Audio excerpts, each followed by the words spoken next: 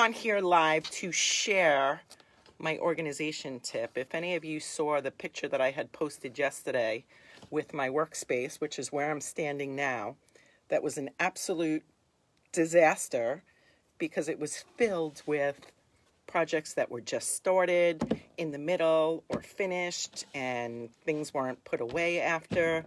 There's nothing worse, in my opinion, than starting a Monday where you know you have work to do, but how can you start when everything is such a disaster? Aside from the fact that I felt really bad that I posted that yesterday and I didn't finish it. I underestimated because a big part of that job was my ribbons. There's a lot of ribbons here, and I'll give you a little tour when I'm done with my little organizational tip here. But the ribbons, I underestimated how long that would take. So that's why I posted a second picture last night to let you know that at least I got my ribbons organized. That was a huge part of that cleaning up process. So it made me feel good, but I got up this morning and I says, I need to finish this. I can't start working until I organize. So what I do, I'm a pretty competitive person. Either I'm going to be challenged or I want someone to hold me accountable, which very honestly, that's a lot of times why I will post it on my page. How can I put it out there and not follow through? So I felt pretty crummy last night that I didn't follow through, which fired me up even more this morning to say I need to get that done. But one way that I have found to challenge myself and get things done, especially when you don't feel like it and you just need to push yourself, is setting a timer. I just go on my phone and I'll say, like I did with this space this morning, I set the timer for an hour. And I know nothing is going to stop that timer. It's going to go off whether I like it or not, whether I'm finished or not, but it makes me move. I don't know if you're like me, that you get squirrels in your brain. Sometimes you're cleaning something up, you come across something and you're like, oh, isn't this pretty? And let me see if this goes with this. And let me see if that goes with that. And let me try this. And you go off in 10 different directions rather than finishing the task that you started to do, which could be really dangerous. So anyway, I kept myself on track. I set the timer for an hour. You know, sometimes you may not know how long a task is going to take. Just guesstimate. Set the timer, and when the timer is done, step back and stop, whether you are done or not. It's going to do a few things. It's going to give you a better idea as to how long things actually take. It's going to keep you on track. It's going to give you a better idea of how to time things going forward. Plus, if you're like me and you have that little competitive spirit, it's like I want to get done before that timer goes off.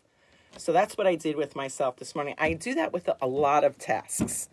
Whether, you know, you're going to clean the bathroom, you're going to clean the kitchen, or you got laundry to fold, or you're going to go out and water the flowers. Okay, I'm going to give myself 30 minutes to do this. I'm going to give myself 15 minutes to do this. This way, you know, you can get to the other things that have to be done in the rest of the day. Otherwise, the day gets away from you. And you're feeling crappy at night if you're anything like me, saying I didn't get everything accomplished that I wanted to get accomplished. So anyway, let me know how that goes for you. Try setting the timer to get your tasks done. It really has been a great organizational and time management trick for me. Trick, hack, whatever you want to call it. But I'm going to share my space and let you know what I did here last night, because not last night, this morning. First, last night I did do my, this is the other side of my work table. Let me show you here. Here's all my ribbons. This took so long because I took all my out of season ribbons. So these are Halloween, fall, Christmas that I know I won't be using now for the next few months, because this is not as easy to get to. It looks nice and it looks like a great organizational tip, but these are all on tension rods. So let's say I need a ribbon in the middle. I have to take off that entire rod, and then I have to take off all these ribbons to get to that one. So I do need to come up with a better system for storing these, but it's okay for my out of season ones. The ones that I use daily when I am doing a wreath are behind my workstation so I can access them. So these are all, I realized I have a lot of green. I try and color coordinate them. I know St. Patty's is coming up, but I'm working on all spring, Easter, and summer. So these are all the colors that I'll be doing.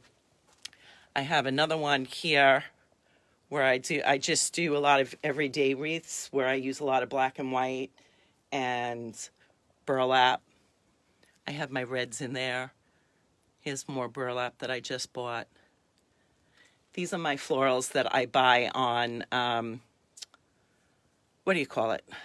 Swags. They're garlands of florals. So I hang those on the wall. Just to show you this, but this is my floral wall where all of my florals are. This is all of my projects that are up next. I wanted to keep them here next to me so I know exactly what I'm working on. They're prepped. I will put them on my workspace. I will choose my florals, and then I'll get working on them.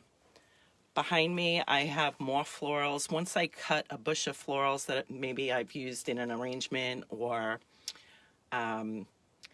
wreaths, and I just have a few buds left, I will keep the buds for smaller projects that I'm doing.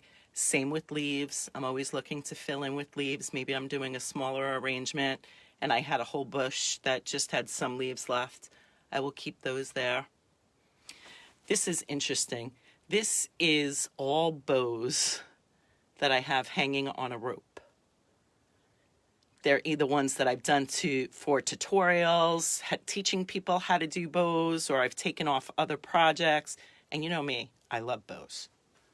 So I can't get rid of those. I haven't found a better way to store those. So if anybody has any ideas on that, that would work great. Let me know. This is the other side of my workspace here. All of my tools are nice and organized. This is my wreath stand. When I'm working on my wreaths, I put it behind me to put a new wreath on it. I know my lights are over there blinding. That's usually where my camera is. So when you're commenting, I always say I have a hard time seeing. That's why. The rest of my tools are over here. The tools that I use the most are my glue gun, which you can see. That certainly gets a lot of use. The poor thing, I think I need a new one. Not because it doesn't work, but it just looks awful. There's glue all over it. I've got all my glue sticks, my painting sponges. Under here, I have more storage. I have all of my mesh. Not that I do too many mesh wreaths, but I do some. My overflow of Christmas and fall. My easy bow maker is down there. Not that I use that too often. I usually do that with, I do my bows by hand.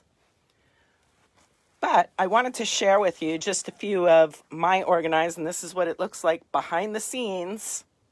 So when you see me on the other side, this is what is with me here. But I really, really wanted to share just that tip for setting the clock. It really pushes you to get things done, move, so it can give you a good feeling and that you can be productive and get things done.